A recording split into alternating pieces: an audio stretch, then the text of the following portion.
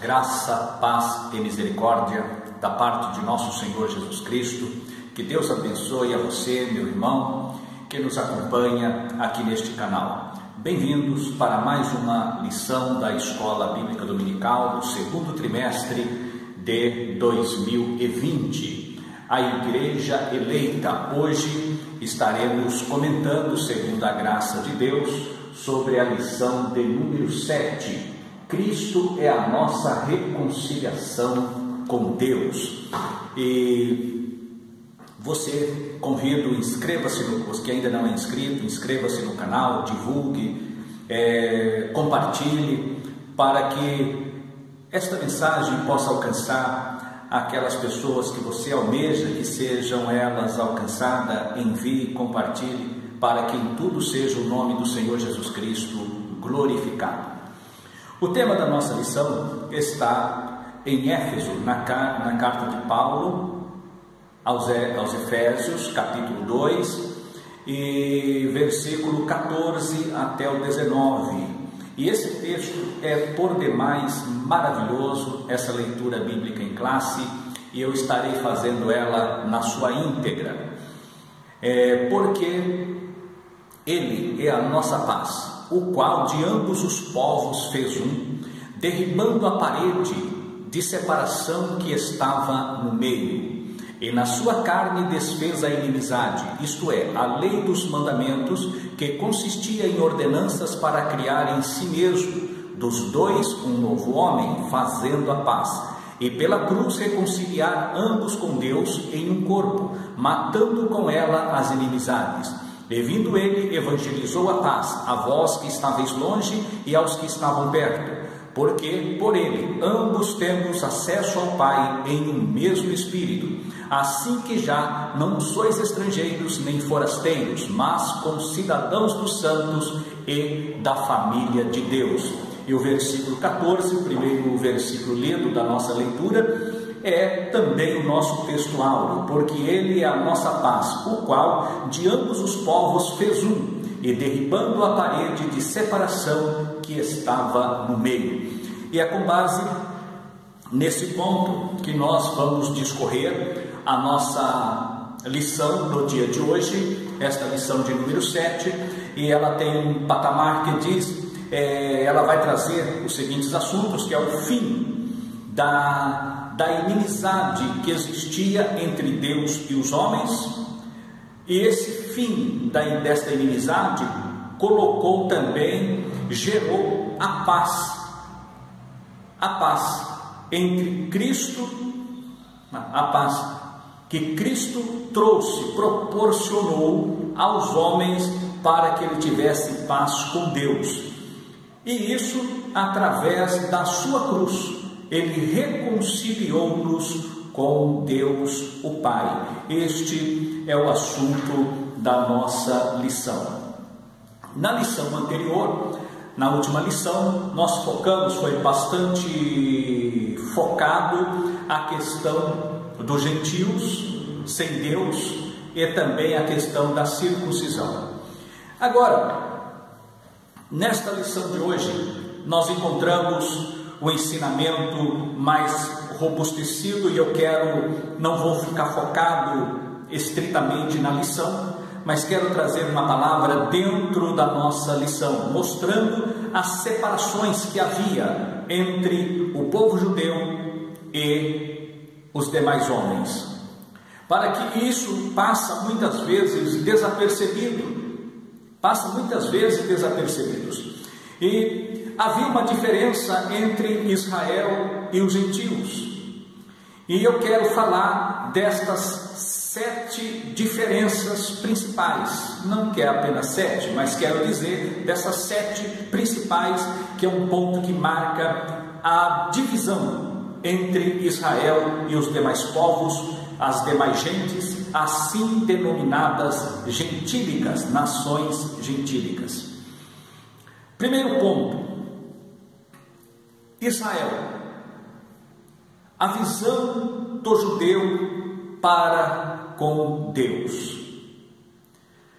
Muitos falam que Israel, eles possuem um Deus, Mas a visão do israelita, a visão do judeu, não é esta, que eles possuem Deus. A visão do israelita é exatamente o oposto. Eles são propriedade de um Deus que criou os céus e a terra e tudo o que existe. Eles não possuem um Deus, eles são propriedade deste grande Deus. Esta é a visão do judeu. Então a visão dele é que ele é propriedade deste Deus soberano, deste Deus que criou todas as coisas. E esta visão não é errada, está correta, não é errada. Quando nós olhamos para a Bíblia Sagrada, nós vamos encontrar em Êxodo, no capítulo 19, Êxodo, no capítulo 19 e no versículo 5, que diz assim: agora, pois, se diligentemente ouvirdes a minha voz e guardardes a minha aliança, então sereis a minha propriedade peculiar dentre todos os povos, porque toda a terra é minha. Então essa proposta foi uma proposta que Deus fez a Israel. Então esta propositura de Deus a Israel foi absorvida, aceita e tem essa convicção. É certo que na questão, no quesito obediência, Israel foi falho, porém a crença de que eles são propriedade de Deus é verdadeira. Eles creem desta maneira. E por assim dizer, é uma visão que foi corroborada, confirmada ela, pelo apóstolo Paulo. E eu quero ler, aqui nós estaremos, se assim o Espírito nos permitir, vamos ler algumas passagens na palavra de Deus, em Atos dos Apóstolos, quando Paulo estava sendo encaminhado para Roma, no capítulo 27, nós encontramos, ele faz uma abordagem a partir do versículo 21 e no versículo 22, e já no versículo 23, ele diz o seguinte: porque esta mesma noite, o anjo de Deus, de quem sou e a quem sirvo, esteve comigo, dizendo: Paulo, não temas, importa que sejas apresentado a César, e eis que Deus te deu todos quantos navegam contigo. Então, esta visão do apóstolo Paulo é uma visão, não aqui há uma visão simplesmente apostólica de um servo de Cristo, mas sim uma visão também na sua condição de judeu, na sua condição de israelita. Então nós vemos esse ponto, que essa visão de Israel, que eles eram propriedade exclusiva de Deus. O que acontece é que hoje nós podemos também dizer que nós somos propriedade de Deus. Propriedade de Deus.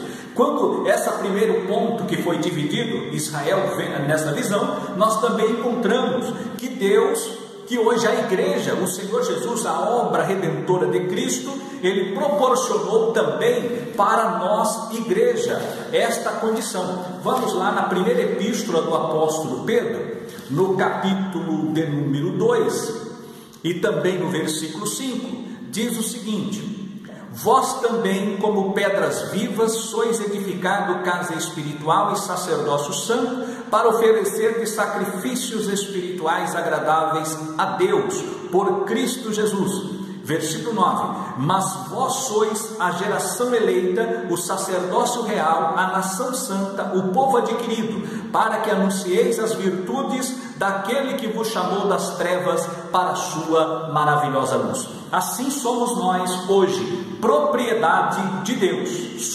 A igreja é propriedade de Deus.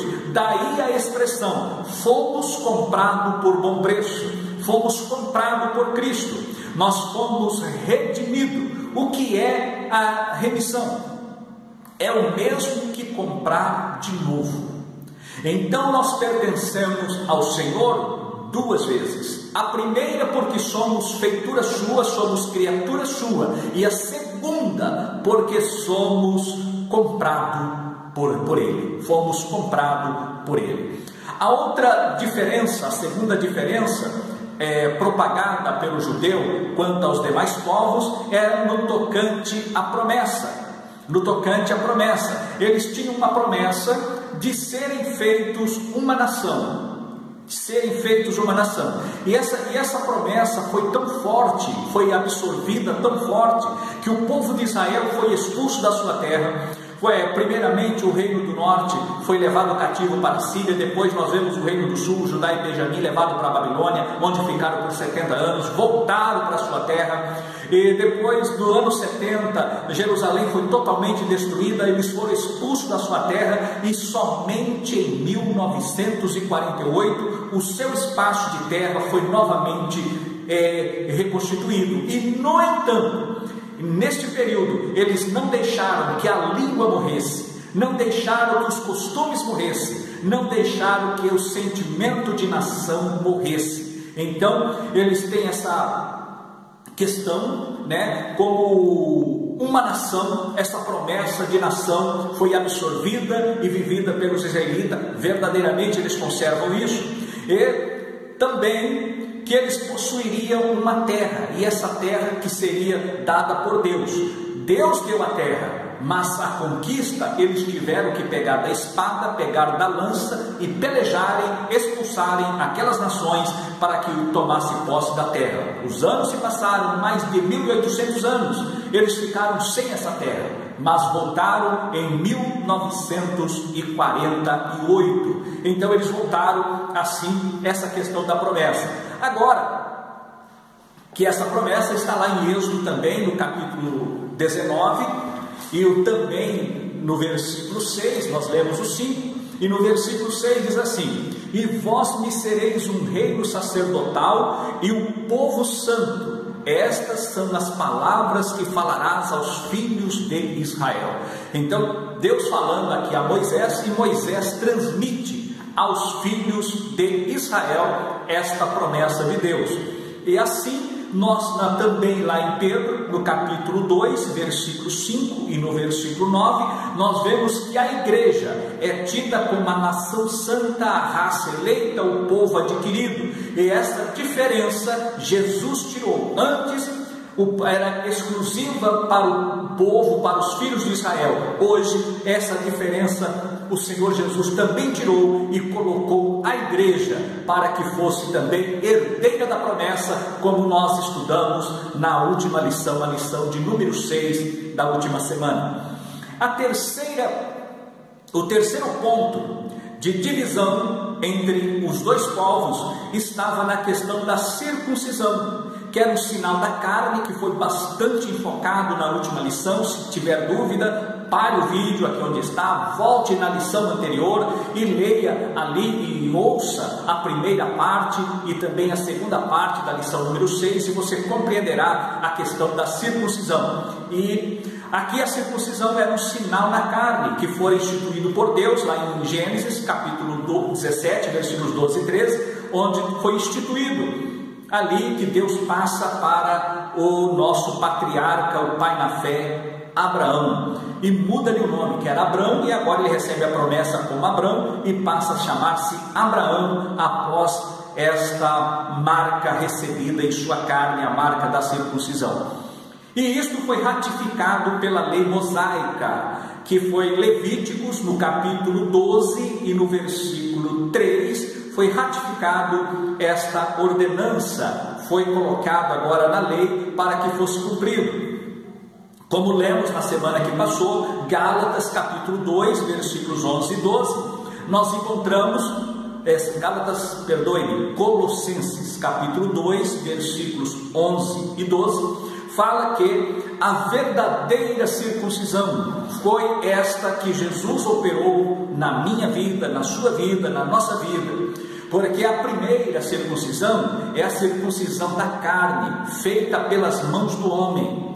Esta que nós temos em nossos corações, ela foi operada espiritualmente em nosso coração. E ela não foi feita pela mão do homem, ela foi feita pelo agir, pela obra do Espírito Santo. Então, o Espírito Santo, ele operou em nós esta maravilhosa bênção que foi a circuncisão espiritual para uma nova vida em Cristo Jesus. Até o próximo vídeo, na sequência desta lição. Que Deus abençoe, em nome do Senhor Jesus.